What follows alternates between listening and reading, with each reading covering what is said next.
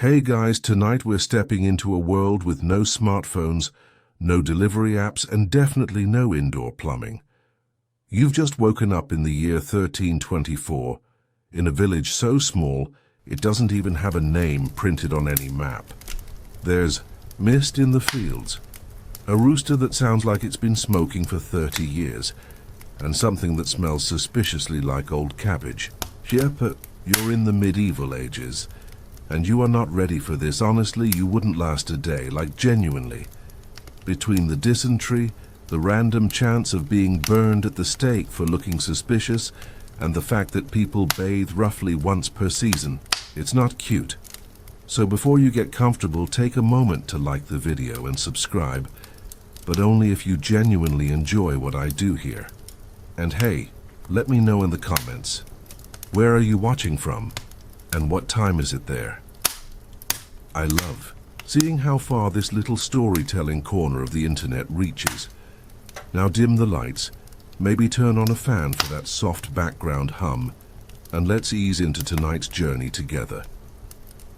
You wake up. There's no alarm clock, no curtains to block the light, just the sound of a rooster screaming and a dog barking somewhere outside. You're lying on a bed of straw, soft as concrete. The room smells like boiled turnips and something vaguely embalmed. No mattress, no sheets, no springs, just a wool cloak you used as a blanket, damp from the dew and a little bit moldy if you sniff too hard.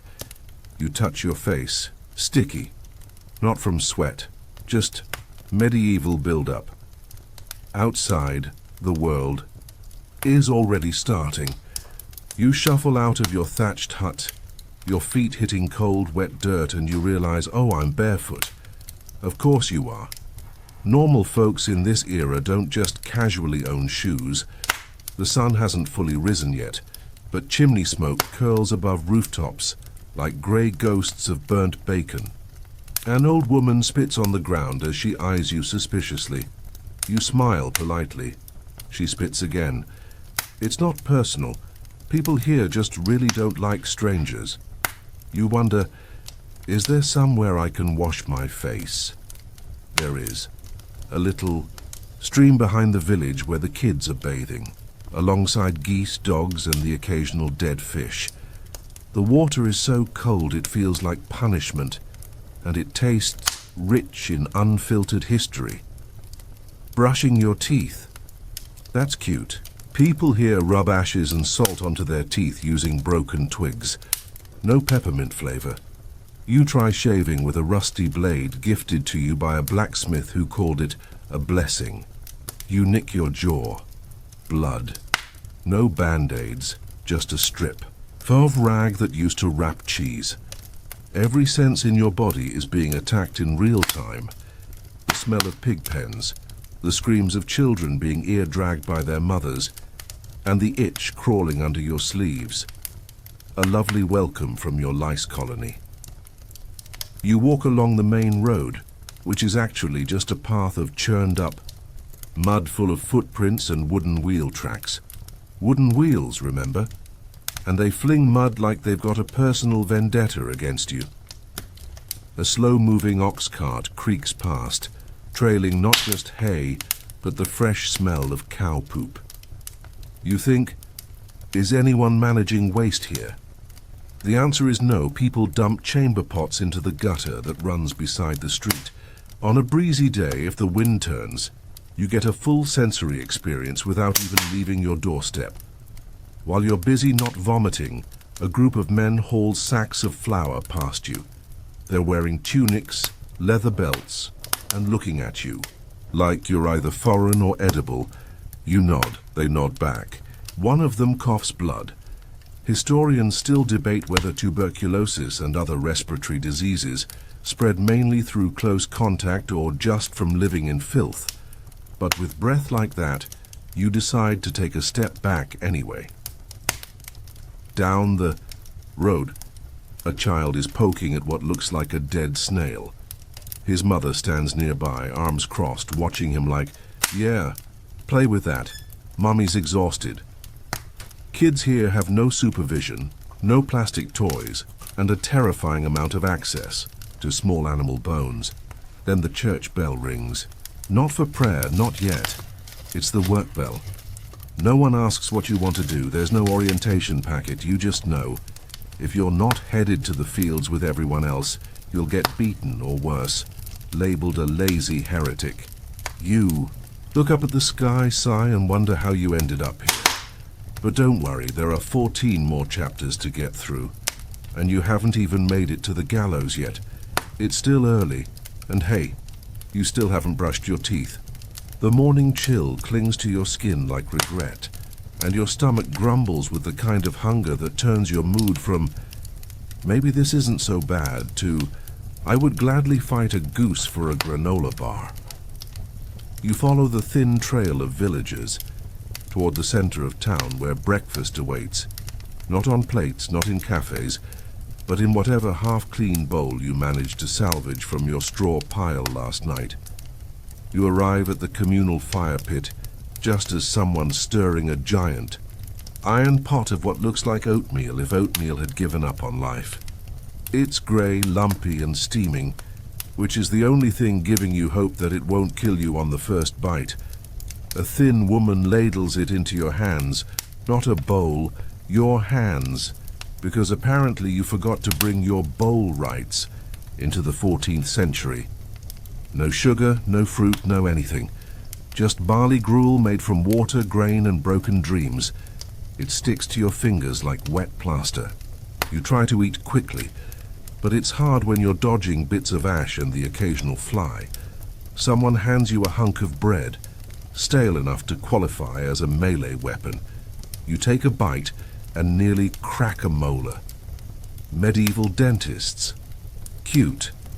Idea. They do exist, but they're more likely to pull the wrong tooth and say a prayer over the hole than actually fix anything. To wash it all down? Beer? Yes, beer for breakfast. But not the kind you're picturing. This is small beer and more like grainy, cloudy water with a hint of yeast and a lingering suspicion of pond. Still, it's safer than water, which is mostly full of bacteria and regret. You sit by a log and try not to make eye contact with anyone. It's too early for accusations of witchcraft. A child stares at you, clearly intrigued by your presence and your cleanish fingernails. His nose is running. He wipes it with his sleeve, then offers you his last crumb of bread. You thank him, then politely decline, because you saw where that sleeve has been. The conversation around you is sparse and practical. Most of it is in Middle English, and even though it's technically the same language you're used to, it sounds like a drunk version of Shakespeare gargling gravel. People are mostly discussing chores, weather, and who might die soon. Spoiler alert, it's probably the guy with the purple rash no one's talking about. You hear the clanging of metal. Not a sword fight, but a bell from the blacksmith's hut. Time to move. The village doesn't allow for lingering. You're either working, sick, or suspicious. Standing still too long puts you dangerously close to being categorized as the last two. So you're put to work. First, someone hands you a broom, made of twigs, and points to the animal pen. You try to sweep, but it's less cleaning and more redistributing filth. You learn quickly that nothing in this place is ever truly clean, just temporarily less gross. Eventually you're led to the bakehouse. Not to bake, mind you, but to stoke the fire and shovel ash. The heat is unbearable. Your modern lungs are screaming for OSHA regulations and you can't stop coughing. Someone hands you a damp rag to cover your face. It helps. Not at all. Then comes the truly humbling moment. The village cook, a woman with forearms like tree trunks, asks, "If you'd like a second serving of breakfast." You say yes because you're starving. She smirks and tosses you a cold turnip, just a raw turnip. You eat it like an apple and try to pretend you're on a paleo diet. Outside, someone is playing a flute. Not beautifully, more like a goose in distress. But it adds atmosphere, and for a moment, You almost forget you're caked in ash and turnip juice. The sky is starting to brighten, and so is the stink. A combination of body odor, smoke, manure, and something that might be cheese. It's not an assault on your nose. It's a full medieval siege. You try to sneak away to get some air, maybe sit by the edge of the field. But a man with no eyebrows, seriously none, grabs you by the sleeve and says something about helping load sacks. You nod. It's best to nod. Arguing is reserved for those who can afford bruises. You're handed a sack of barley that weighs more than your will to live. Lifting. It causes every joint in your body to audibly protest. You shuffle forward with the others, dropping off the grain at the mill house. It smells of old flour and the faint whisper of rat urine. There's a brief break. You sit on a barrel, shoulders aching, hands blistered, face streaked with soot. And you realize it's only mid-morning. A crow lands near you, eyeing your turnip core. You toss it away and the crow hops over like it owns the place. It probably does. You notice one of its legs is tied with a string. A message crow, maybe? Or just the village's weird pet. Either way, it stares like it's seen things, and you're starting to feel things. Cramps from the gruel. Sunburn from a sun that hasn't even peaked. You wish you'd remembered that ancient fish poop sunscreen the Romans used. Remember that. Historians still debate whether the average medieval peasant got enough calories or just operated on pure stubbornness and beetroot fumes. Judging by how your stomach sounds like it's hosting a small war, the answer might lean toward option 2. You stretch your sore back, take a deep breath of manure-laced air and look out over the village. Children are chasing a dog. A woman is yelling at a goose. A man is fixing a roof with nothing but mud and hope. And you're off to the fields next. Because in medieval times, breakfast isn't the most important meal of the day. It's the only one you'll remember while sobbing into your scratchy pillow, made of straw and crushed dreams later tonight. You head out toward the fields, your legs already aching from doing basically nothing but standing awkwardly near sacks of barley. There's no time to complain, though. Someone smacks you on the back and gestures with a thumb toward the pasture, where a line of villagers is already marching with tools slung over their shoulders like exhausted garden gnomes. No one talks much. The morning is reserved for grumbling internally and swatting flies. Your tool, by the way, is a wooden plow handle that's clearly seen better centuries. It's not yours, nothing here is, but it's been loaned to you in the same way someone might lend you a curse. It smells like damp barn and has splinters the size of toothpicks. You tighten your grip and walk. The fields are muddy, uneven, and riddled with puddles the color of weak tea. You squint at the sky. The sun's climbing, but slowly, like it's also trying to avoid what's coming. Your job today, help till the land, which sounds romantic in theory. In practice, it's like wrestling dry cement with a rake. You're assigned to a furrow next to a boy who looks about 10, but has the posture of someone who's spent the last 5 years losing fights with gravity. He gives you a shy nod and starts working, without a word. You try to mimic his movements, pushing the crude plow stick into the dirt, guiding it along the line, avoiding rocks the size of your hope. After about 5 minutes, your shoulders are on fire. After 10, your palms are raw. After 15, you're seriously considering pretending to faint. The only reason you don't is because someone nearby actually does faint, and no one stops working. They just step over him like he's a really inconvenient turnip. You glance over at a nearby cluster of women harvesting barley. They're laughing, not cheerfully, but in the kind of if I don't laugh I'll cry way you recognize from group projects and retail jobs. One of them adjusts her scarf, wipes her forehead, then yells something about goblins stealing tools again. You're not sure if she's joking. No one laughs. The smell of earth is overwhelming. not fresh garden earth. We're talking animal manure infused. Ancient bone probably buried here somewhere dirt. It sticks to your boots. Wait, nope, bare feet. Climbs up your ankles and gets under your nails. You sneeze once, then again. Someone behind you mutters that you might be cursed. You stop sneezing. A man shouts orders from the edge of the field. He's got a hat shaped like an inverted bucket and a stick he uses mostly for pointing. You think, he's in charge, but honestly, everyone looks equally confused and miserable, so it's hard to tell. He yells something about sundown quotas and waves his stick at a goat that's wandered too close. The goat ignores him. You try to focus. On your work. Push, pull, cough. Swat away a fly. Wipe your nose on your sleeve. Repeat. The sun climbs higher. Your vision gets wavy. Someone offers you a sip of something from a wooden flask. You hesitate, but take it. It's either lukewarm ale or very bold soup. Either way, it helps. You sit briefly on a rock. Bad idea. It's not a rock. It's a dried dung pile with moss on it. Now your pants smell worse than before, and you didn't think that was possible.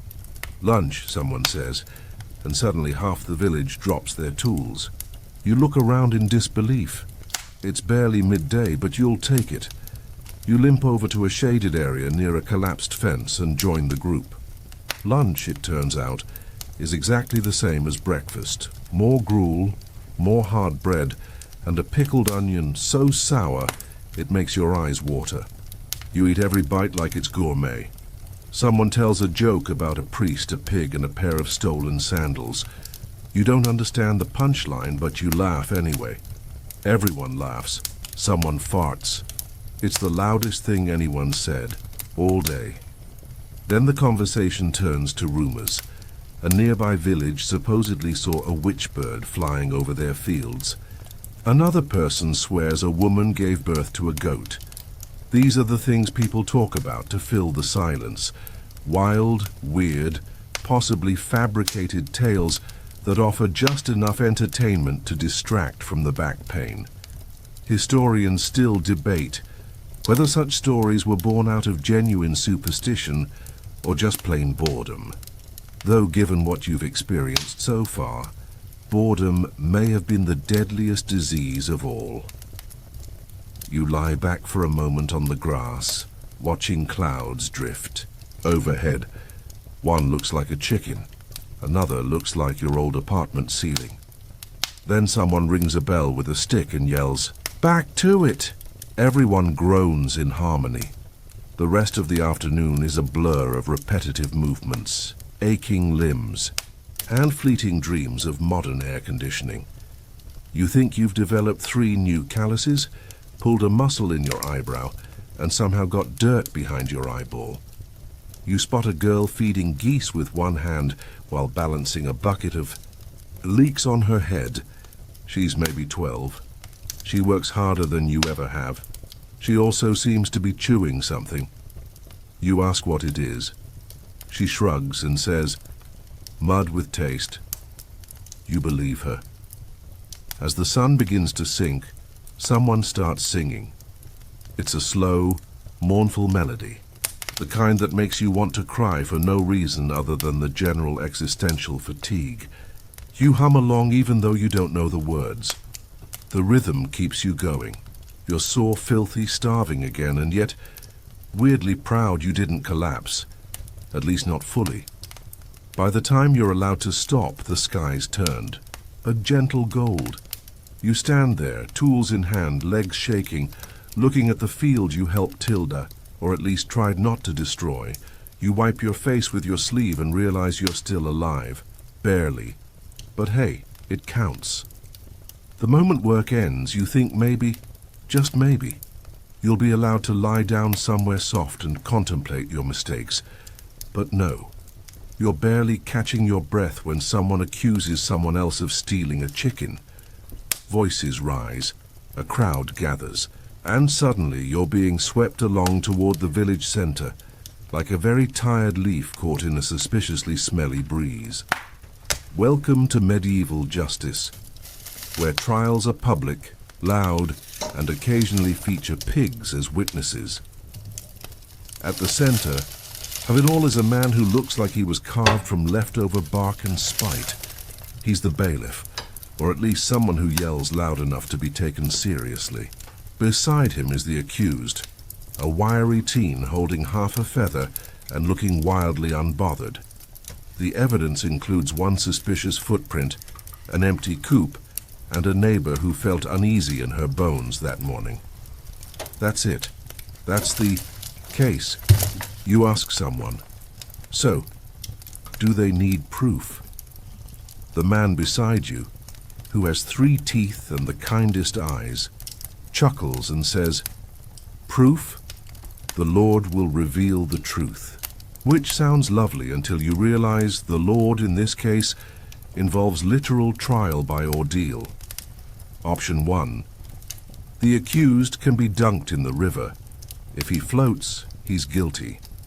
If he sinks, he's innocent, and hopefully not dead. Option 2. Carry a hot iron for 10 paces. If your hand blisters, you're guilty. If not, well, guess you're one of the chosen few with asbestos skin. You're horrified, and also kind of fascinated, like watching reality TV if it were curated by a sadistic monk with no sense of pacing. In this case, the teen chooses ordeal by water. The village gathers by the stream. Yep, the same one where the children bathe and ducks occasionally die. And the bailiff prepares a rope. They tie the boy's arms. They chant something that may or may not include the phrase, "Let justice float." Then, splash, he sinks and sinks and...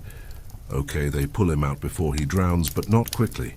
He coughs, shivers, and is immediately declared innocent. He gets no apology. Just a slap on the back and a "don't do it again." Everyone cheers. You clap hesitantly. Justice served. Probably. Sort of. The bailiff announces the next case. A woman accused of using herbs to make a man fall asleep too quickly. She insists she just brewed chamomile tea. Someone gasps. "Imported ideas," they whisper. You back away slowly before someone asks what you know about mint. Now that the excitement's over, people start dispersing. But your day isn't done yet. You're sent to assist in cleaning the market square, which is less cleaning and more scraping dried fluids off wooden planks with a curved stick. There's everything here: spilled ale, pig, blood, old carrots, unidentifiable sludge. You try not to breathe too deeply. A stray dog follows you for a while. You name him Gregory. He leaves when he realizes you have no food, and even less purpose. At one point you find what looks like a tooth. You put it back. The smell is unbearable. Somewhere between a compost pile and a melted cheese factory during a heat wave. Someone throws a bucket of what they call herbal rinse over the mess. It smells worse. You hear a shout from the tavern nearby.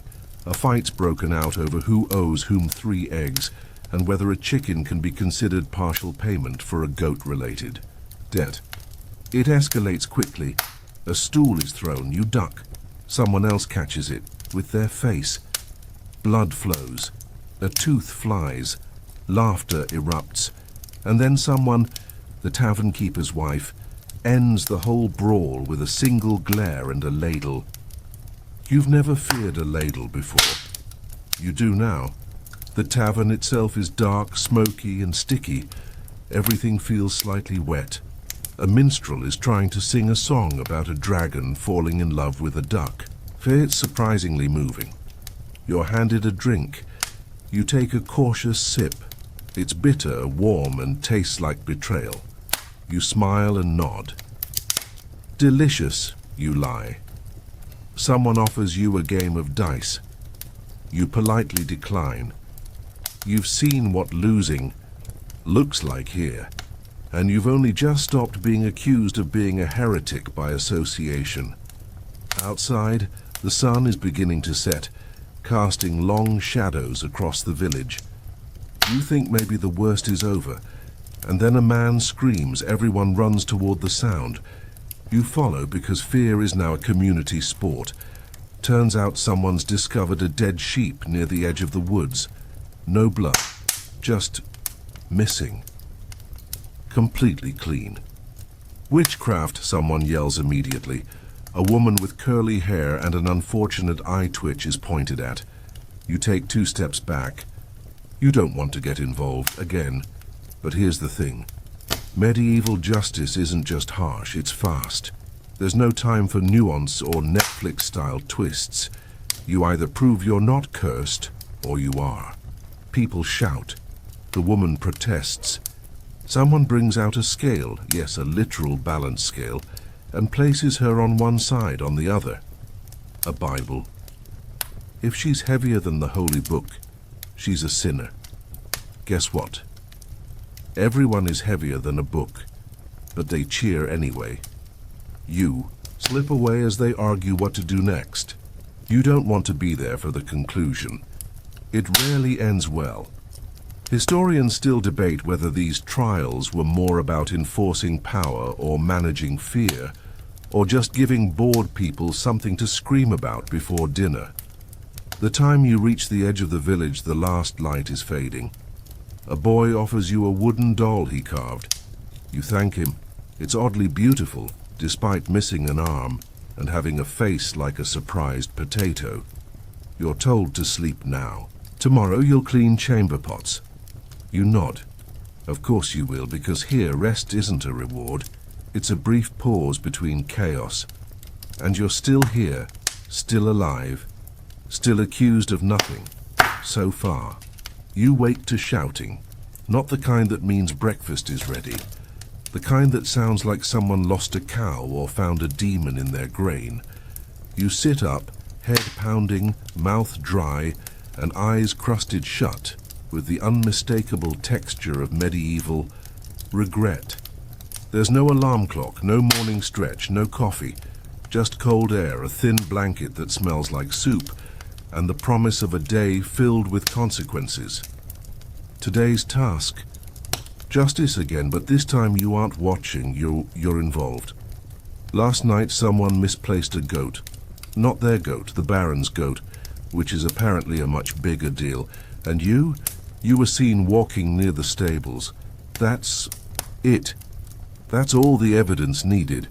You're not arrested exactly. They don't have a jail. But you are taken to the village center and told to stand there until someone figures out what to do. So you stand. It's not even 8 a.m. And already you're one vague statement away from becoming a cautionary tale. People gather again. The same bailiff is there, still looking like a bag of firewood, holding his official justice stick. You begin to understand that trials here are more about vibes than law. The vibes, unfortunately, are not in your favor.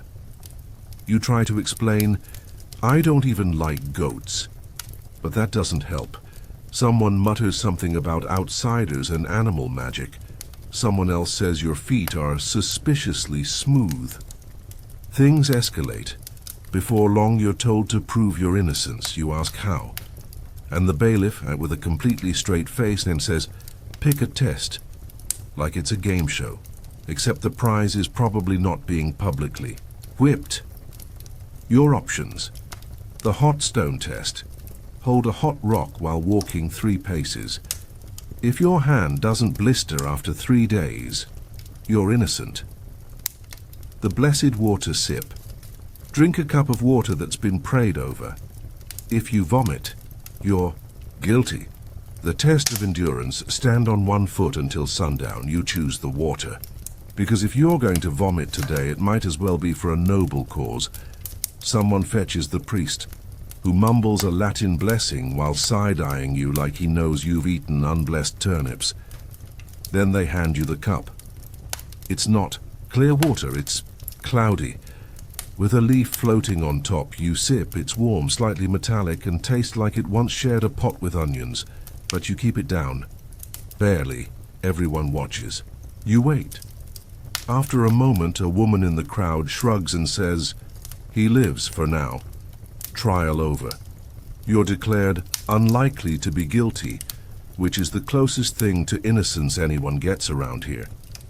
The bailiff seems disappointed. He taps his justice stick on the ground and stomps away. You try to return to your day. You're given a new chore, something simple to earn back the village's goodwill. Clean out the pigsty. Of course, you're handed a wooden rake and a bucket that leaks. The pigsty is, as expected, horrifying. You step in and immediately regret every decision that brought you here, including time travel, curiosity, and the optimism that made you think medieval history sounds fun. The pigs are friendly, at least. One nudges your leg affectionately before sneezing directly onto your shirt. You take it as a blessing. While scooping manure into the bucket, you overhear two nearby farmers arguing about the king's new tax. Apparently, even in this tiny village, the crown expects tribute. Chickens, mostly. Maybe eggs. Definitely. Silver if anyone had any, which they don't. The farmers grumble about sending their best hens to the castle. One swears he saw a royal collector eat a whole bird raw. The other nods like this is normal. Historians still debate whether medieval tax collectors were as feared as bandits, or if they were bandits, just with fancier hats. Either way, the villagers here fear both equally. After the pigsty, you're told to help calm the millstone. You don't know what that means until you're in the mill house watching a donkey spin in slow circles, grinding grain between massive stones that groan like they're haunted. Your job is to sing. Yes, sing. Apparently the donkey walks better if someone hums. You try your best. You hum. You sing old pop lyrics under your breath. The donkey blinks slowly and seems to approve. You feel deeply confused and weirdly proud. Midway through, a girl enters carrying a baby goat and says, "The Baron found his." Apparently the missing goat just wandered into the woods and came back. You are now fully exonerated. She hands you a boiled egg, a peace offering. You thank her. The egg is warm and perfect. You eat it slowly, sitting in the shade beside the donkey, who's chewing hay like he's seen centuries of chaos and doesn't care anymore. Later, someone suggests you go to confession just to be safe. You walk to the chapel, which is small, dark, and smells like candle wax and wet moss. The priest greets you with tired eyes and asks if you've sinned. You say, probably, and that's apparently enough. He mumbles something about humility and asks if you believe in demons. You say you didn't until yesterday. He smiles, doesn't ask more, just sprinkles some water on your head and tells you not to whistle at night. You exit the chapel feeling oddly calm. The sun is low again. The sky is pink. You made it through another day without being executed, blamed, or banished. For now. The villagers pass by with bundles of wheat, baskets of mushrooms, jars of cloudy honey. Someone waves. A child calls your name. You almost forget where or when you are. And then someone mutters, "I think a storm's coming." Of course it is. The storm doesn't arrive with dramatic thunder or lightning. No, this is the kind that creeps in. A low, wet wind slithers between the crooked cottages and over the dung-slicked fields. You feel it before you see it. A dampness in your bones, a heaviness in the air. The sky bruises to a strange yellow-gray, and someone yells that it's time to bring the animals in. You're handed a lantern that barely works, its light flickering like it knows what's coming and wants no part of it. You're paired with the village healer, or as she calls herself, a practitioner of the humors. Her hut is on the edge of town, built from wood, herbs, and audacity. The smoke rising from its chimney smells like licorice and boiled onions. Inside it's warm, too warm. The air feels like someone tried to steam clean death. Dried plants dangle from every beam. little bundles of things you can't identify. Some are definitely mushrooms. One might be a dead frog. The walls are covered in scratched drawings of body parts with alarming labels: black bile, yellow bile, damp liver, wandering womb. She greets you with a smile and says, "You're here for the bleeding?" You are not, but you say, "Sure," because saying no doesn't work well here. You sit. She wraps a cord around your upper arm, mutters a few Latinish syllables, and pulls out a knife so small and dull it might be decorative.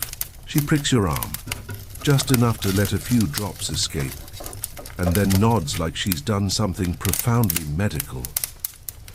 There, the imbalance will settle. You ask, "What imbalance?"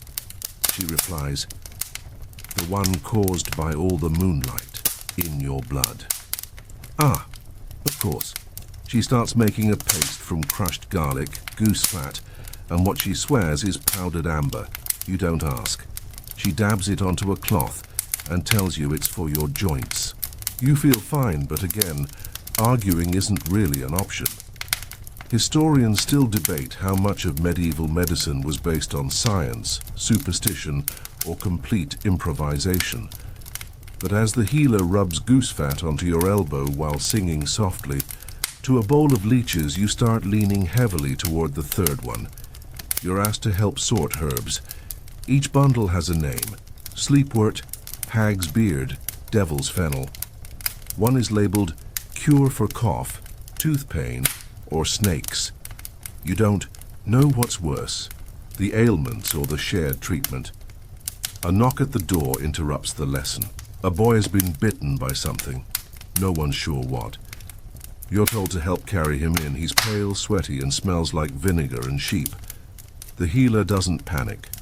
She opens a leather pouch, takes out something that looks like chalk, dust, and begins sprinkling it onto the boy's foot. Then comes the next step, bloodletting. Not from the bite, but from behind the ear. Because apparently, that's where the bad blood gathers. You hold the boy's hand. He squeezes tighter than you'd expect. The healer hums, and you both pretend this is helping. Afterward, she gives him a lump of honey-wrapped bark to chew on and tells him to avoid the moon for 3 nights. He nods like that's reasonable. As night falls, the storm finally breaks. Rain comes in sideways, lashing against the hut, and the wind howls like an offended ghost. The roof leaks. Buckets are placed under the drips. You're given a fur to sit on and told to stay the night. Safer than walking in weather full of spirits, you agree. The healer gives you a cup of tea so bitter it makes your tongue consider resignation. She tells stories while she mends a chicken's leg with splints made from fish bones. One story is about a man who coughed up a worm after dreaming of snakes. Another is about a girl who never blinked and was therefore considered holy and cursed. Simultaneously, you ask if she's ever been accused of witchcraft. She smiles and says, "Only twice." Someone knocks again. This time it's the priest. He's soaking wet, holding a wooden crucifix and demanding a moment to check for signs of unnatural remedies. There's a brief, tense silence. Then the healer shrugs and invites him in, like someone reluctantly allowing their least favorite cousin to dinner. The priest inspects everything: jars, powders, even your arm, which still has a tiny smear of goose fat. He makes a sound between a grunt and a prayer. Eventually he mutters, "Just keep it God-fearing," and leaves without blessing the house. After he's gone, the healer laughs softly and says, "He once asked me for a tincture to help him sleep through sermons." You both laugh, a little too loudly. Just in case he's listening outside, the night deepens. Rain drums on the roof. You lie back on the fur, staring at the flickering lantern. The room smells like rosemary and something faintly singed. In the distance, thunder rolls. You think about how this woman, with her dried herbs and frog jars, is the only healthcare provider for miles. No hospital, no pills, just guesses and guts. And you know what? She's probably saved more lives than she's lost. You fall asleep to the sound of her whispering to her leeches. In the dark, something brushes your foot. You don't ask. Not tonight. You wake to the sound of a chicken screaming, not clucking, but screaming. There's a scuffle outside the healer's hut, followed by muffled swearing and something crashing into a barrel. You blink blearily, lifting your head from the surprisingly comfortable pile of fur you've been drooling on all night, and spot the healer at the door, already muttering about idiot boys and cursed poultry. She opens the door and out rushes a goat.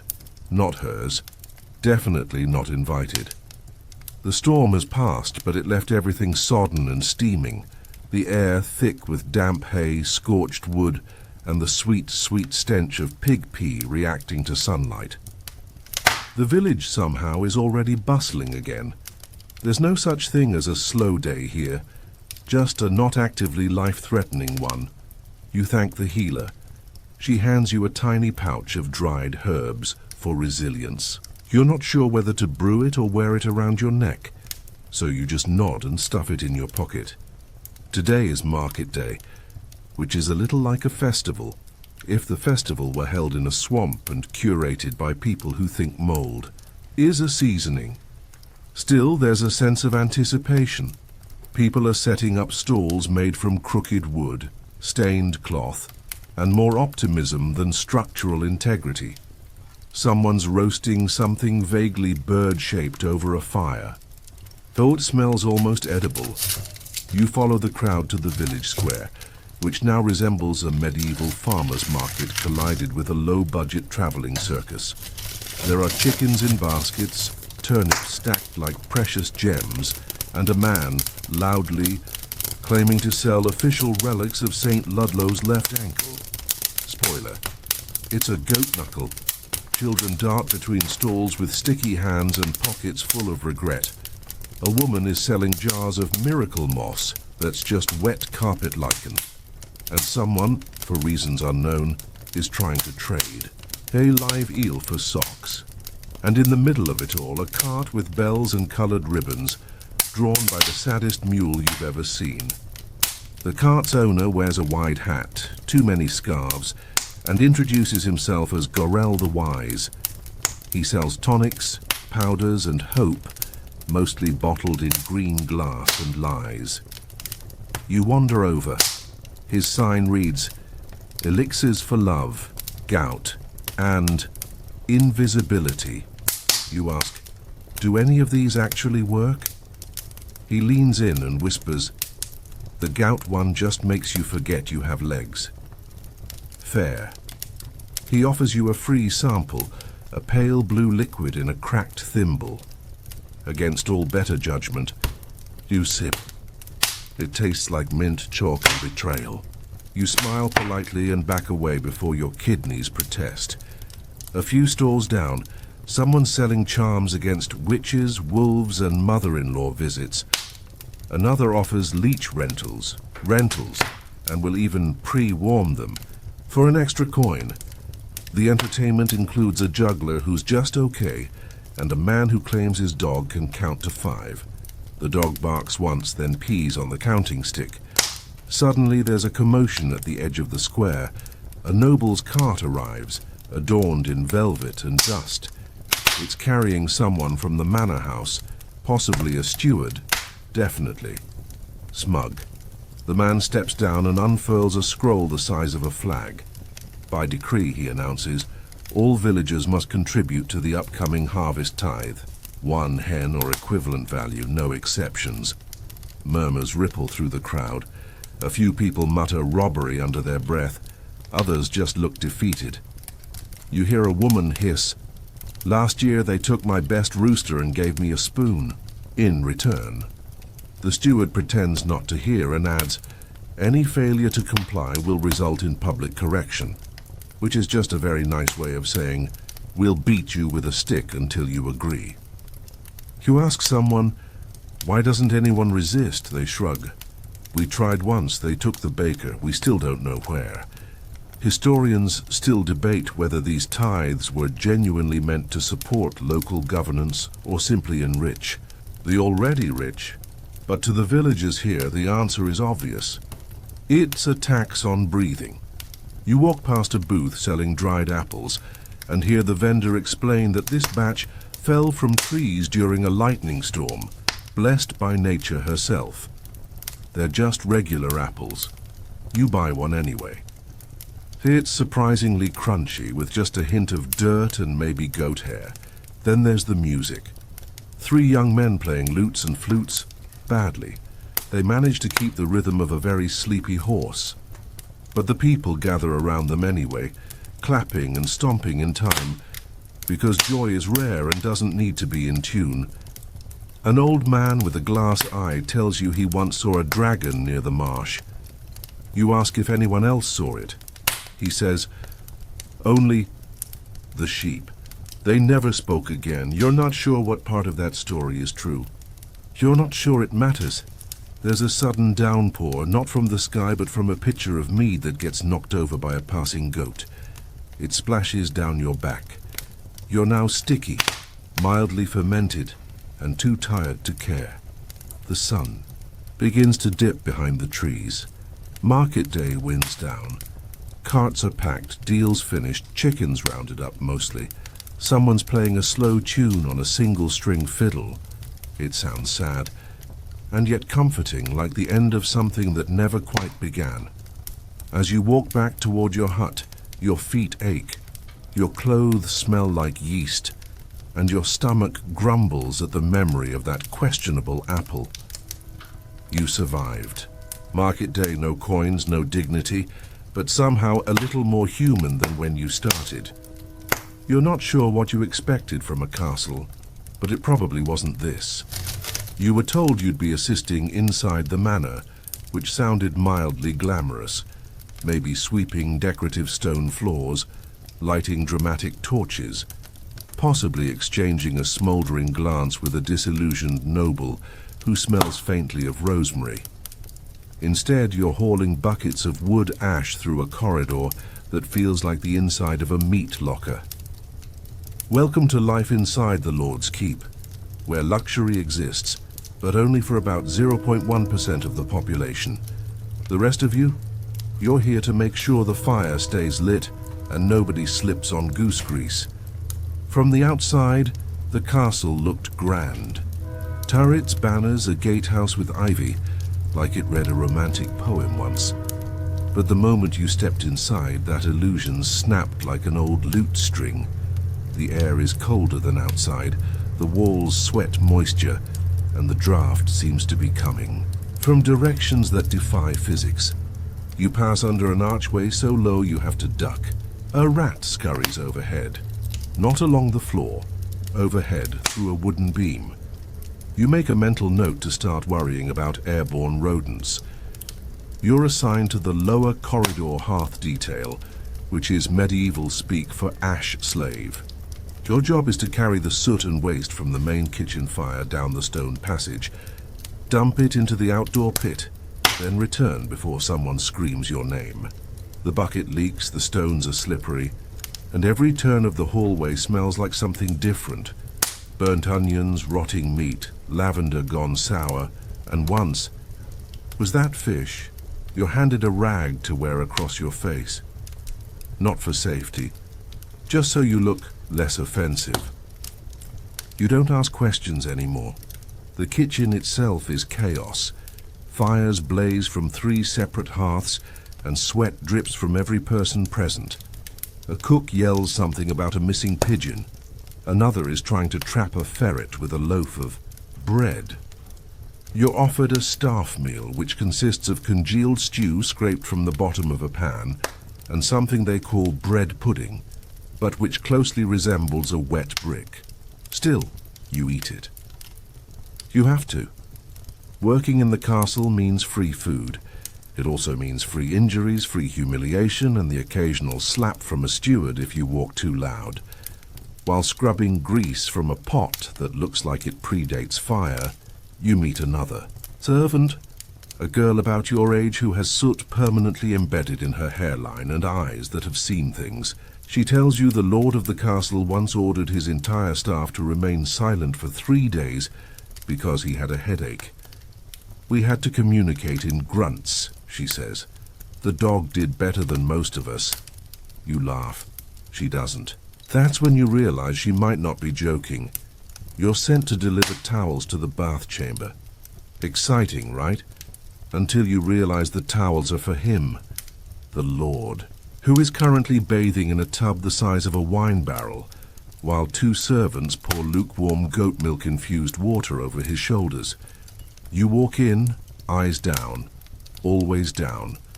The room smells like expensive herbs and faint disdain. You place the towels carefully, bow too low and back out while trying not to trip on your own foot. The floor is slippery. Your nerves are shot, and yes, you fall into a pail of discarded bath water. You are now goat milk scented for the rest of the day. Outside the chamber, you're scolded by the steward for disrupting the aroma profile. You say you're sorry. He says you should be, then tells you to clean the garderobe chute. Ah yes, the castle toilet. Forget flushing. Forget privacy. The garderobe is essentially a hole in the wall, a wooden bench with a circular cutout that leads straight down into the moat, which, surprise, smells like a soup made of despair, excrement, and dead ambition. You're given a paddle to stir the flow. You're not told why. You don't ask. As you work, you look out the narrow window. Below, a guard is chasing a goose that stole someone's shoe. Somewhere in the courtyard, musicians are rehearsing for the Lord's evening meal. You hear a lute twang violently, followed by a scream. You wonder if someone lost a finger. Historians still debate whether castles were truly secure or simply extremely inconvenient to invade. What they don't debate, the living conditions for those inside. If the peasants lived in filth, the castle workers lived in polished, perfumed misery. You're summoned to the great hall just before sunset. This is where the noble family eats, and where the staff pretends to be invisible. You're handed a jug of spiced wine and told to refill the Lord's goblet without eye contact or judgment. You obey. He's seated on a raised platform, flanked by a priest on one side and a dog on the other. The dog appears to outrank most of the staff. It also has its own fur-lined pillow. You refill the goblet, step back silently, and accidentally step on the dog's tail. It growls. You apologize to the dog. Later, while sweeping crumbs off the stone floor, you hear whispers from other servants. Apparently the Baron's son is planning a hunting trip. You're told to stay far away unless you want to get mistaken for a deer. This has apparently happened before. Finally, the evening ends. The torches are dimmed. You're led to a cramped servants' hall with haymats and 1 blanket for every 3 people. The girl from earlier shares hers with you. You lie back, eyes heavy, spine aching. In the quiet, she asks, "Do you ever wish you were born a pigeon?" You whisper, "Honestly? Yes?" And she says, "Pigeons don't pay taxes." You both drift off, laughing softly, the smell of goat. Milk and fireplace soot still clinging to your skin like second-hand nobility. You're woken not by sunlight, not by roosters, but by bells. Long, echoing, soul-shaking church bells that feel like they're ringing inside your head. The castle might be cold and drafty, but the local chapel is right on time, and today is the Lord's Day. You don't argue, you don't question. You just follow the other servants like a particularly sore duckling to the village church. A squat stone building with stained glass so faded you're not sure if it's supposed to be saints or just really sad fruit. Inside it's dim and smoky, lit by candles and a faint layer of hope. The air smells like damp wood, old wax and incense that might just be a burning pine cone. You shuffle into a pew that creaks under your weight and immediately realize church service in the 1300s isn't a spiritual retreat. It's an endurance sport. The priest begins speaking in Latin. You understand none of it. You try to follow the gestures, but even the regulars seem confused. A few villagers are already dozing off, eyes open, heads slowly nodding like sunflowers in a breeze. You do your best to blend in, upright, alert, reverent, and starving. The sermon drones on about the perils of gluttony, pride, and using your left hand too much. Someone sneezes behind you. No one says bless you, because it's assumed the priest is already handling that in bulk. At one point, you're asked to kneel, you do, onto bare stone. Your knees crack like dry twigs, then up. Then kneel again. Up, down. You're not praying so much as performing a medieval squat workout. You look up at the rafters and notice something. A tiny hole. A bird's nest. A sparrow peeks out, chirping once, then pooping directly into the aisle. You envy it. It's not expected to tithe. Eventually a bell chimes and the priest begins communion. No grape juice here. It's real, slightly sour wine served in a cup shared by the entire congregation. You pretend to sip. You've seen too many people cough into that chalice today. After the service, you're pulled aside by a church elder with breath like fermented cabbage. He smiles and says, "You seem new, may God cleanse your soul." Then he gives you a pamphlet made of bark. You nod and accept it with all the grace of someone unsure whether they've just been blessed or politely cursed. Church is over, but the rituals continue. A group of villagers heads to the graveyard and you're encouraged to help tend the grounds. This includes clearing moss off crooked headstones and scaring off a pair of goats that have been using a bishop's grave as a sunbathing spot. You notice a grave that's been disturbed, not recently, but visibly sunken, with the name eroded. A woman nearby says, "That one we don't speak of." You try not to ask, but your eyebrows do it for you. She whispers, "Buried upside down, just in case." In case what, you wonder? She walks away before you can follow up. Historians still debate whether these strange burial practices were based on superstition, fear of the undead, or simply the church being extra creative with their punishments. Either way, you're not sleeping well tonight. Back near the chapel, a man in robes calls out to you. He's not a priest, more of a local theologian. He invites you to view his collection of relics. Like, you expect something holy. What you get are jars of things. Fingers, a feather, a tiny wrinkled thing that might be a bat or a baby potato. He swears it once blinked. You back out, murmuring compliments, and vow to avoid that end of the village for at least a week. For lunch, everyone gathers for what's considered a feast. Bread that's mostly mold, stew that's mostly water, and a single boiled egg to share between 3 people. You're told to give thanks for plenty. You chew slowly and imagine your body absorbing nutrients like a sponge in a puddle. After the meal, the villagers rest, or try to, but rest here means sitting stiffly and not dying. Children play by kicking a lump of leather stuffed with straw. One old man offers to tell fortunes by reading your elbow. You let him. He squints, sniffs your arm, and says, "You will travel far or die trying." Encouraging. You spend part of the afternoon helping polish altar candlesticks. They're made of pewter and wax and smell faintly of sheep. The priest thanks you and reminds you to pray before sunset, lest the devil peeks in while you're dreaming. That evening you return to the castle's servant hall. The sky is streaked with orange and purple, and the chapel bells ring again, this time gentler, like they're tired too.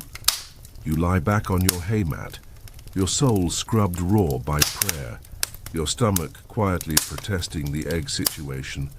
and your hand still slightly smelling of mystery relic. The girl from before leans over and whispers, "If I die, tell God I was sorry for the goat thing." You whisper back, "Only if you tell him I faked drinking the wine." You both smile. Somehow you feel lighter, or maybe just delirious. Either way, the devil hasn't peeked in yet. You wake up to shouting again. This time it's not about chickens, goats, or cursed potatoes. This time it's war, or rather, training for war, which, from the volume of the yelling and the smell of boiled leather, feels roughly the same. You're told to get up, get dressed, again in the same itchy tunic as yesterday, and report to the courtyard for militia duty. You try to explain you're not a soldier, that you have no qualifications beyond vague upper body soreness and an increasingly unstable relationship with turnips. But they don't care. The Lord's men need bodies, preferably upright, breathing optional. So here you are, standing, in a line with 20 other villagers, facing a man with a beard like a bushfire and a sword the size of your moral hesitation. He introduces himself as Captain Morlin, though the way he growls it sounds like Morlin. Today, he barks, you become warriors. You try not to laugh. A boy 2 people down from you does laugh. He's immediately handed a helmet that's clearly too small and told to think about his future. Your training begins with marching. Not real marching, just stomping in vaguely the same direction. Everyone is out of sync, and one man keeps walking in a circle because he misunderstood the term turn right. Then come the weapons. You're handed a spear, or a stick. You're not sure. It has a point, kind of. The shaft is crooked and smells faintly of pig. You're told to thrust with honor. You jab forward, narrowly missing the person in front of you. They don't react. Everyone's too tired to care. The next phase is armor fitting, which is generous because fitting implies choice. You're given a padded gambeson, essentially a quilt someone lost a fight with, and then helped into a chainmail shirt that feels like wearing a damp metal snake. It weighs more than a golden retriever and smells like rust, armpit, and despair. Over it, you're handed a helmet. It has one eye hole and dents in 3 places. You ask what happened to the previous wearer. No one answers.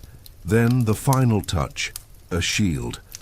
It's mostly wood, partly broken, and painted with something that looks like a cat fighting a cucumber. You're told it's a lion. Captain Morlin leads you through drills. You learn how to block, how to duck, and how to fall dramatically while screaming, "My leg!" apparently useful for feigning death on the battlefield. You're weirdly good. At that one, lunch break arrives. You're given dry bread and a small chunk of cheese that tastes aggressively historical. You sit next to a man who claims to have survived 2 raids by pretending to be a bush. Real warriors know when not to move, he says, chewing slowly. You nod, mostly because moving now seems like a bad idea in general. Then back to training. This time, archery. You're handed a bow made from warped yew and a handful of arrows, one of which already has a splinter halfway down the shaft. You knock, aim, and miss the target entirely. So does everyone else. One guy shoots straight into the sky. Everyone ducks. You try again. This time you hit something. It turns out to be a goat. It's not hurt, just extremely offended. Eventually, Captain Morlin declares that some of you might live long enough to regret this. It's the highest praise you hear all day. There's a final test. Group formation. Everyone links shields in a line and tries to walk forward together while being pelted with cabbages by the kitchen staff. This is meant to simulate chaos. It works. Someone trips. Someone else yells, "I didn't sign up for this." The line collapses like a sad accordion. By evening, the training is complete.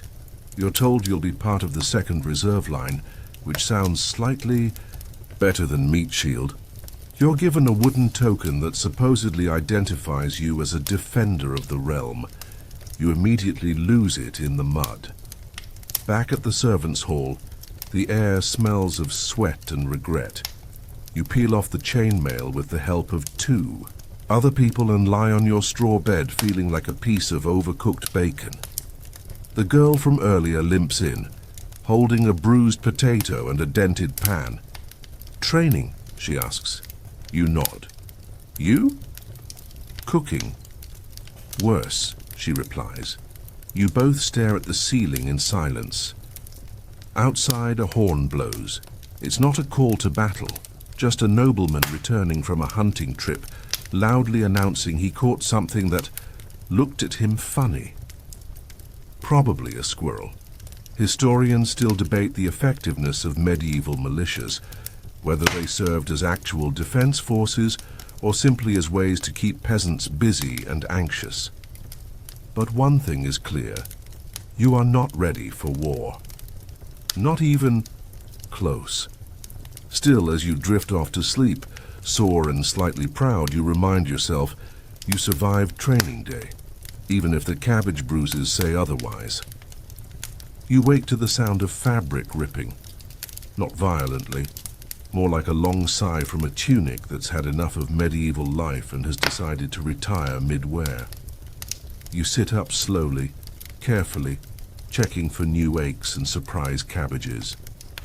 Everything hurts, even your ears, which somehow got sunburned during combat training yesterday.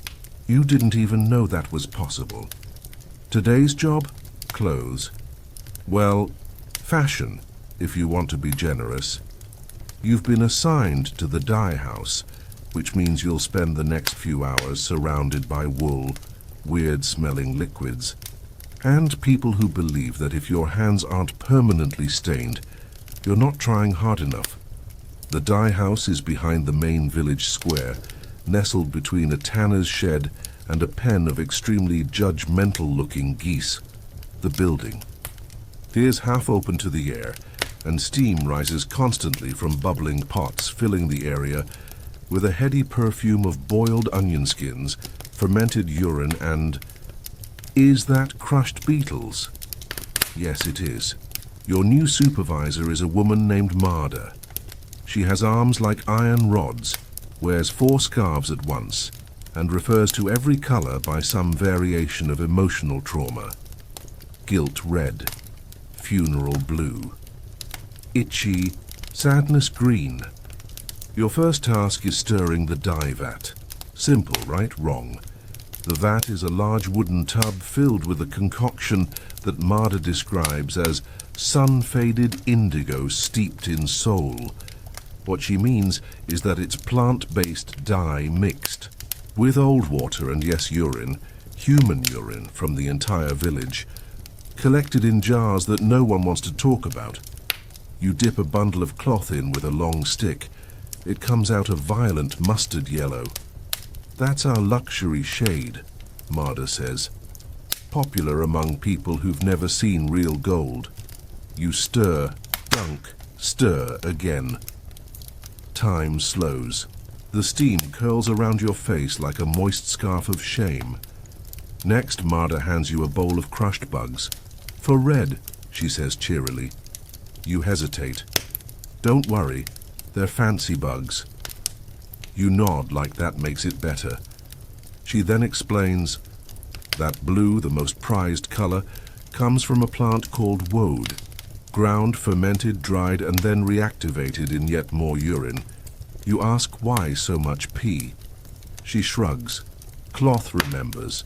It needs strong emotion. You realize your shirt, from day one, might have been dyed in someone else's anger. As the day progresses, you move on to beating the wet fabrics on stone slabs. This helps the dye set, and also provides a socially acceptable way to release frustration. You slap a tunic repeatedly, while quietly whispering, "Why is everything made of turnips?" Someone next to you giggles. It's a boy around 15, hair dyed faintly blue from too much splashing. He tells you he once tried to make green by mixing blue and yellow, but ended up dyeing someone's wedding robe the exact color of envy. She got married anyway, he adds, but only out of spite. You bond instantly. At midday, you're given a break. Marder hands out crusts of bread and a small chunk of something called dye cake, which is exactly what it sounds like. Hardened pigment bound with flour and maybe lard? No one eats it, except one guy who thinks it's candy. His teeth are now blue. While you eat, the discussion turns to fashion trends among the nobles. Apparently this year's must-have is sleeves so long they drag on the floor and get stuck in firewood. You imagine a noblewoman posing dramatically, while someone off-screen desperately tries to untangle her from a cartwheel. Last season, someone says, it was horned headdresses. One lady wore one so big she couldn't fit through a church door. Did she take it off, you ask? Absolutely not, they say. She made the priest move outside. Historians still debate whether medieval fashion was about status, beauty, or just seeing what you could get away with before someone called it blasphemy. But in the dye house, everyone agrees on one thing. The more impractical it is, the higher the rank. After lunch, you're assigned to tailor duty, not sewing, but cutting. With shears that have seen better decades, you're given a pattern carved into wood, some wool, and told to follow the line or make your own new style, but do it fast. You try. Your tunic piece ends up a little uneven, a little sad. Marder looks at it, squints, and says, fashionably rustic. Nice. You take it as a win. Later, someone asks if you want to try on something freshly dyed. You pick a cloak, deep purple, stiff from drying in the breeze. It fits terribly and smells like vinegar and beetroot, but for a moment, you feel regal. You stand taller. You twirl once. Then you sneeze. The cloak goes flying into a vat. The crowd gasps. Someone shouts, well, now it's mauve. You back away slowly. As the sun sets, the dye house begins to quiet. The vats are covered. The cloth hung in rows like colorful ghosts waving goodbye. You help clean the brushes and scrub your hands, though the green tint will probably stay with you until winter. Or forever. Marder claps you on the back and says, you've got good instincts. Maybe next time we'll let you dye the underpants. You say thank you like that's a promotion. Walking home, you see villagers wearing every shade you handled today. Mustard, crimson, murky plum. And suddenly it feels a little magical. You were part of that. You brought color to a world of mud and cabbage. The girl from the kitchen waves as you pass. You look like a turnip with ambition, she says, pointing at your cloak. You nod. Fashion forward. And under the dying light, draped in uneven purple, smelling faintly of ammonia and beetle powder, you believe it. The next morning greets you with a gift. A pustule right on your chin. Red, angry, pulsating slightly, the medieval welcome to puberty, stress, or maybe just medieval air in general. You poke it. It regrets you. You cover it with a scrap of cloth and whisper a prayer to St. Acne, patron of humble suffering, because today is market day again. But you won't be shopping. You'll be chaperoning a courtship, which in the 14th century means standing awkwardly nearby while two people try to impress each other without making eye contact or accidentally proposing. Somehow the village matchmaker decided you were neutral enough to supervise. Your assigned couple, Tom, a sheepish thatcher with more forehead than confidence, and Annis, a flax weaver known for her devastating side-eye and embroidery-shaped. Like disappointed saints, you're given very clear instructions. Don't interrupt, don't flirt. If either party mentions demons, gently redirect to weather. The meeting spot is a bench near the baker's stall. Romantic if you're into the smell of yeast and ash. Tom arrives early, holding a single dried flower. He gives it to you. just in case she throws it back, he says. Annie's arrives with the energy of someone being forced into a tax audit. She sits, doesn't look at Tom. He doesn't look at her. You sit between them like a socially anxious chicken nugget. Finally, he says, I saw your weaving. Nice saints. She says, they were supposed to be owls. You all sit in silence. You try to help. Tom's good with roofs. Ennis says, so is that moss. Eventually they warm up, just a little. She offers him a candied almond. He chokes slightly and takes it as a sign of affection. They smile, slightly. You pretend not to be proud. Then Annis asks him if he's been checked for miasmas. You step in. Lovely weather today. They talk a bit more. About goats mostly, and whether or not ghosts live in the millstone. The mood lifts. By the end of the meeting, she agrees to let him carry her wool basket next Sabbath. In medieval terms, that's basically an engagement. You're relieved. Until the matchmaker hands you your next assignment. Delivering a letter, a love letter, to someone in the next village, 4 miles away, on foot. The letter is sealed with wax and smells like lavender and anxiety. You're told to walk swiftly, but not like you're fleeing, and definitely not like you're smuggling anything. The path to the next village winds through open fields and a forest that seems just a little too quiet. Birds fly away when you approach. A fox stares at you and disappears into a hedge like it. Knows something you don't. Halfway there it starts to rain. Not heavy, just enough to ruin your shoes, which were never that dry to begin with. You slip in mud. You land on a root. You say words that would make the priest reach for his incense. Eventually you arrive. The recipient is a young woman named Lisbeth, who accepts the letter with the calm certainty of someone who's received several before. 3rd this month, she says. All different lads. You ask if she plans to answer. She shrugs. Maybe if this one writes better than the goose boy. On your way back, you pass a field of people attempting group dancing. Part of the week's festivities. It's like square dancing if everyone was dizzy, holding pitchforks, and half of them had no idea it was a dance at all. You're pulled in. Someone grabs your hand, you're spun, you crash into a cart of cabbages, the cabbages win. You dust yourself off. Someone says, good form. You nod like it was on purpose. At the edge of the square, a bard begins performing. A love ballad. The lyrics are questionable. Something about longing socks and regrettable cow eyes. But people sway to it anyway, arms linked, some smiling, some sighing, all just a little softer than usual. You sit beside a well and catch your breath. A boy passes, cheeks pink, handing a girl a gift, a tooth. She beams. Somewhere a heart is fluttering. And possibly a dental hygienist from the future is screaming. Historians still debate the norms of medieval romance. How much was choice? How much was arrangement?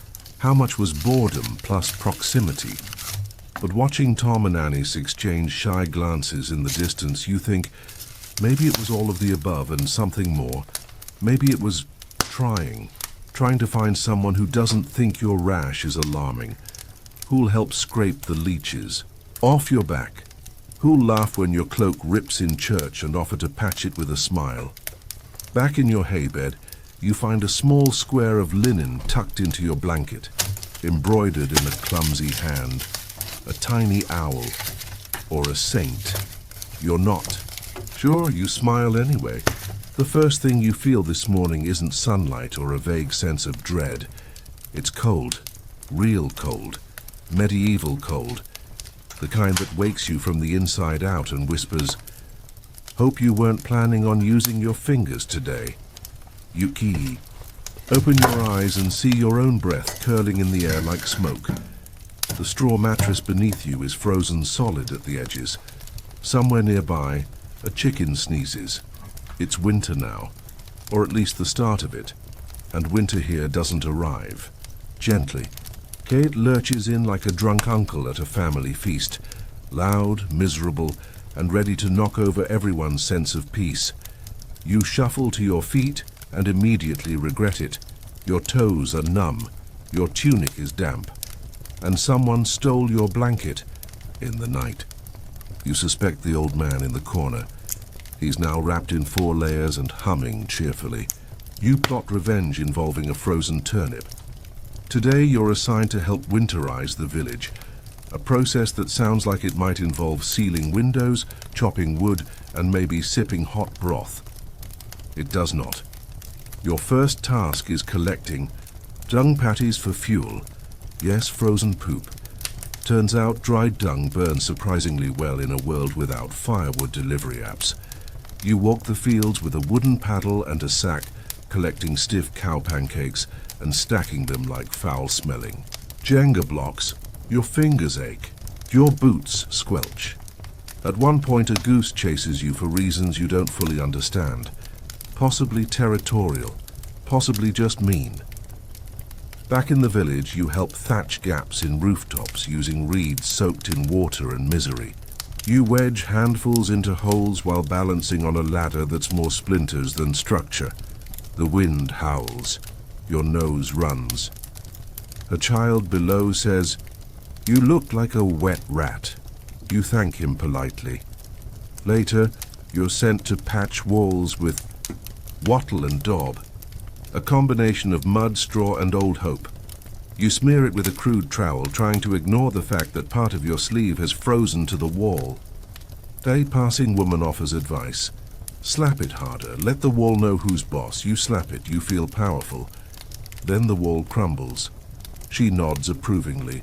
Lunch is a shared pot of winter broth, which consists of water, salt, a suspicious carrot, and 1 floating bean. You share a spoon with 2 other people. It's warm, which is enough. You don't even ask what the bean's name is. You're just glad it's there. By afternoon, the snow begins. Slow, fat flakes drifting down, like sleep in solid form. Children run outside to catch them on their tongues, while adults swear and cover their carts with blankets. You help haul firewood into the church. It's for the village's only heated space, a stone hearth the size of a bread oven. Inside, people crowd around, holding their hands to the flames and discussing weather like it's a living enemy. One man claims last winter his chickens froze standing up. Another says he once had to share a bed with a pig for warmth. "We're still not on speaking terms," he mutters. You're asked to help distribute candles. There's only a small batch, handmade from tallow, sticky and pungent, and the village must ration them. Each household gets one. The process is solemn. You carry them like relics, passing them from hand to hand. The smell lingers on your fingers, a mix of wax, smoke, and meat. That night the village holds a winter circle. Not quite a festival, not quite a prayer, but a little of both. People gather in the square, wrapped in every scrap of wool they can find. Someone plays a flute, off-key but honest. A girl sings a slow song about snow that never ends. You don't understand all the words, but you feel them settle into your ribs. Children light tiny torches and walk in a circle. One boy trips, everyone laughs. The circle continues. Someone hands you a cup of warm ale, thin and spiced. You sip it gratefully. It tastes like cinnamon, smoke, and faint optimism.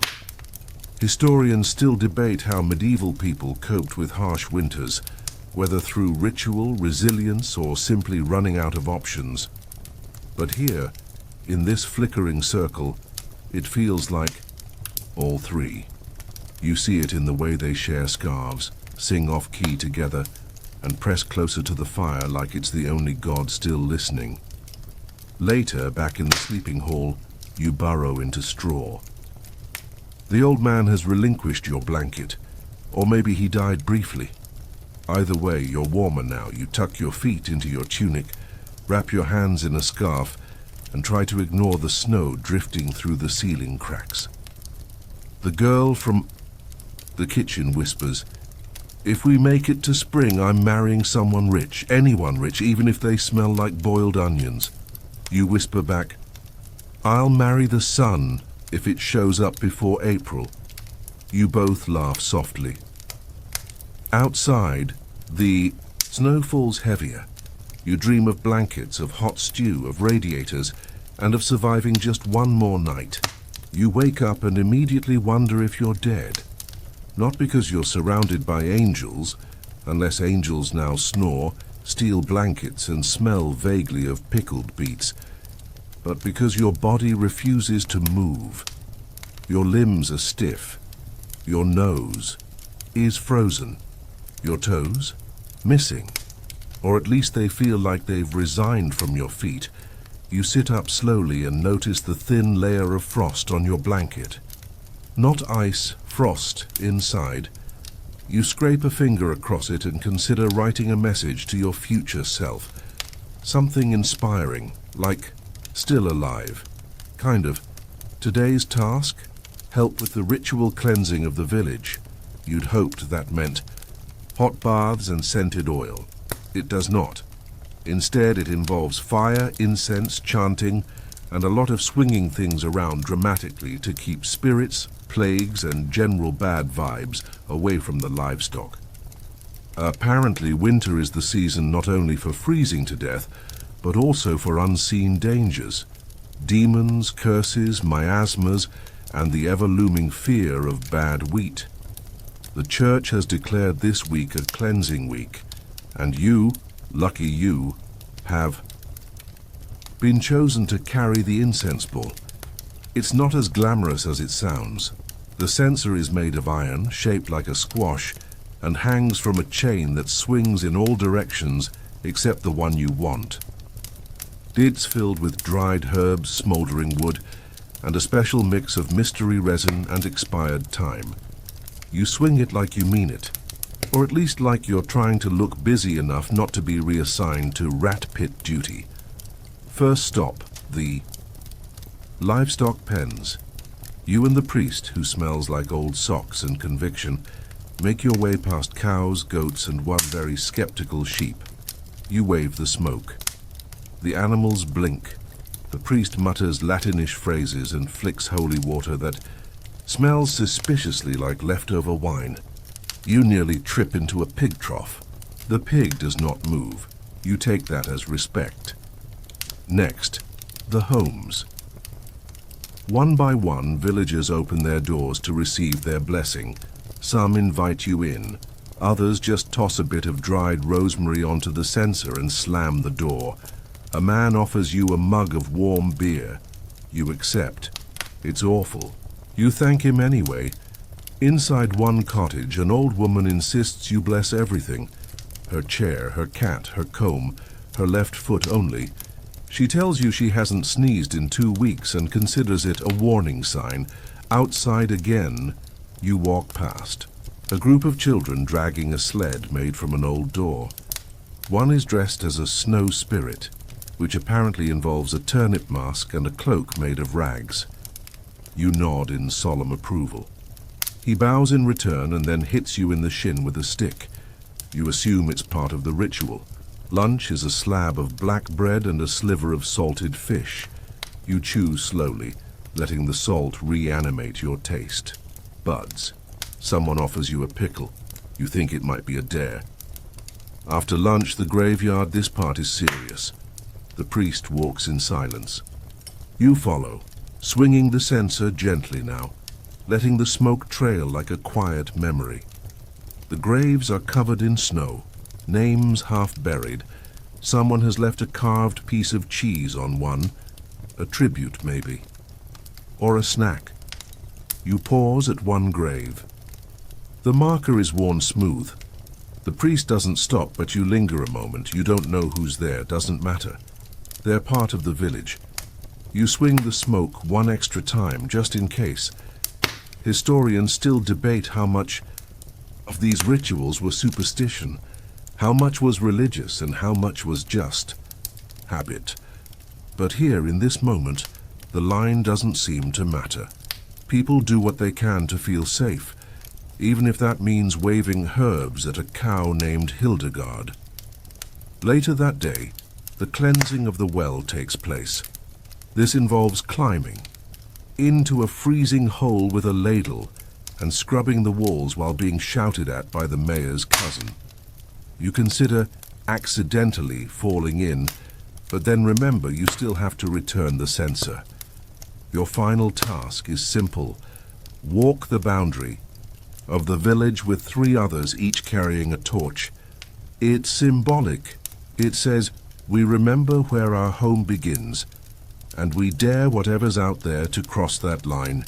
You walk past the edge of the barns, past the bare orchards, past the patch of forest where someone once swore they saw a 3-legged hare whistling at dusk. You reach the marker stone and stop. For a moment everything is still. Snow falls lightly. The torches flicker. You hear nothing but breath and wind and the far-off clatter of someone dropping a bucket. You turn back. That night, the village is quiet. Fires crackle. Doors stay shut. People huddle close. In the servant hall, you're offered a piece of honeyed bread, a rare treat. The girl from the kitchen breaks hers in half and gives you the bigger piece. For surviving holy smoke, she says. You eat together in the dark. The others sleep. Outside something howls. Wolf or wind, you're not sure. You roll over, pull your blanket close and whisper to no one.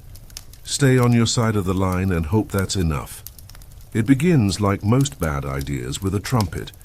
Not a sleek golden fanfare from a castle balcony, but a bent iron horn bellowing from the village gate, a sound that startles chickens, makes babies cry, and causes at least one elderly man to spill his soup in dramatic protest.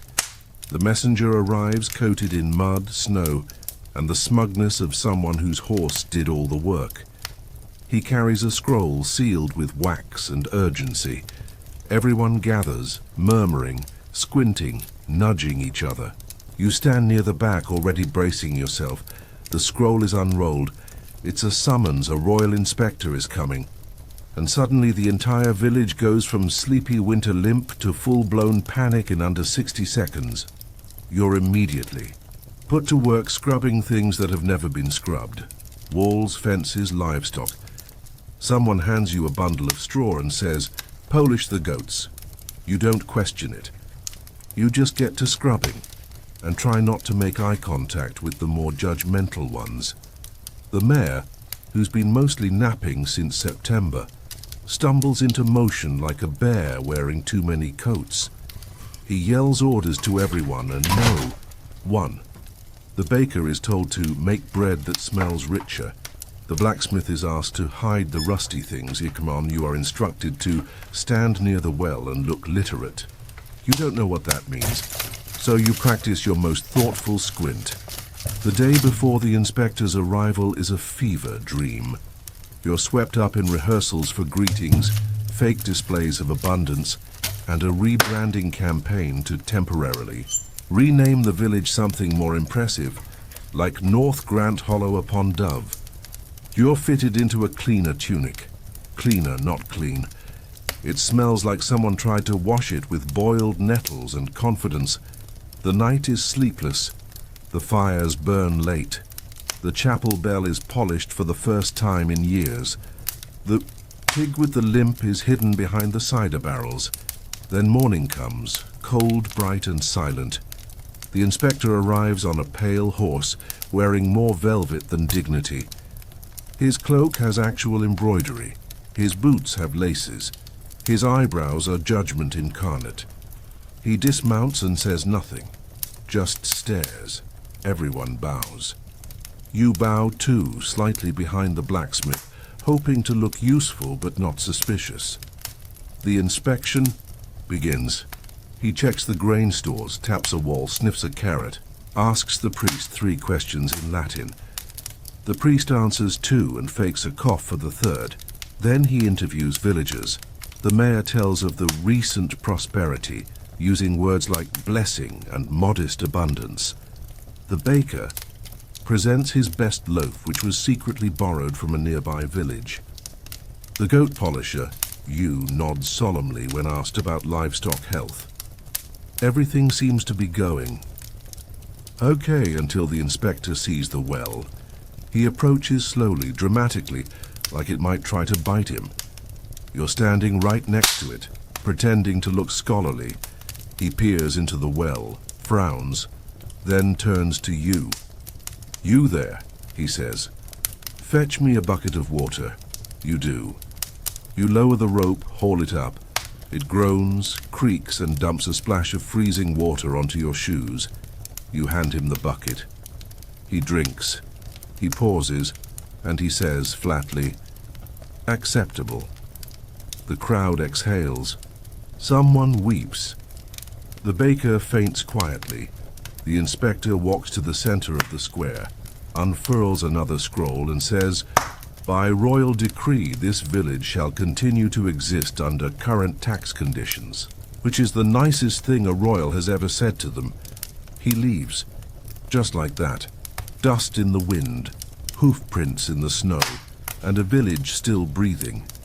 Historians still debate whether royal inspections were about control, fear, or simply reminding peasants who had embroidery. But for you and for all of you, and this one meant something different. Survival. Afterward, the village throws a feast, not a real feast, more of a we didn't get fined celebration. Cabbage stew, turnip cakes, one entire roasted chicken, split 25 ways. There's music, laughter. You play a game where everyone tries to guess who actually owns the borrowed bread. No one wins. It's perfect. Later you sit by the fire, cloaked in borrowed wool, and the warm glow of not being blamed for anything. The girl from the kitchen leans against your arm and says, "We lived, again." You nod. "That's 2 whole inspections I've survived." She smiles. "At this rate, you'll live to 40. You both laugh. And as the night grows deep, and the fire turns to embers, the laughter fades into silence. A soft, full silence, not empty but gentle. Your eyes grow heavy. You think of everything. The plows, the frostbite, the cabbage soup, the burning torches, the cursed pigeons, the cow blessings, the awkward romances, and the dreams of sun-warmed days. And somewhere in that slow drift towards sleep, you find a warmth that isn't from the fire. It's from belonging, from having made it one absurd medieval day at a time. Now close your eyes, the wind outside is just wind. The roof still leaks a little. The goats still snore. But you're safe, you're home, you're okay. End of script. Sweet dreams.